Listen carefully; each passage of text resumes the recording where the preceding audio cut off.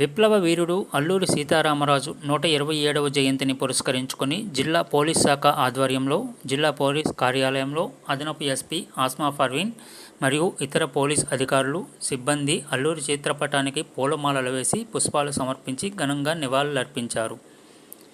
ఈ సందర్భంగా అదనపు ఎస్పీ ఆస్మా పర్వీన్ మాట్లాడుతూ, స్వాతంత్ర్యం కేవలం సాయుధ పోరాటంతోనే సిద్ధిస్తుందని విశ్వసించి స్వాతంత్ర సాధన కోసం అల్లూరి సీతారామరాజు విప్లవ పంథాను ఎన్నుకున్నారన్నారు.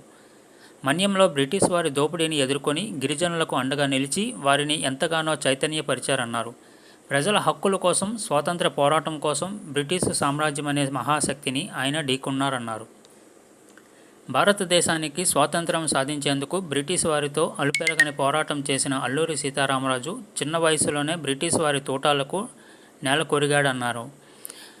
అల్లూరి సీతారామరాజు నేడు భౌతికంగా మన మధ్యలో లేనప్పటికీ స్వాతంత్ర సంగ్రామంలో ఆయన చూపిన తెగువ, పట్టుదల మనందరికీ ఆదర్శనీయమని, స్ఫూర్తిదాయకమని జిల్లా అదనపు ఎస్పీ ఆస్మా పర్వీన్ అన్నారు. అనంతరం అల్లూరి చిత్రపటానికి అదనపు ఎస్పీ ఆస్మా పర్వీన్ పూలమాలలు వేసి పుష్పాలు సమర్పించి ఘనంగా నివాళులర్పించారు.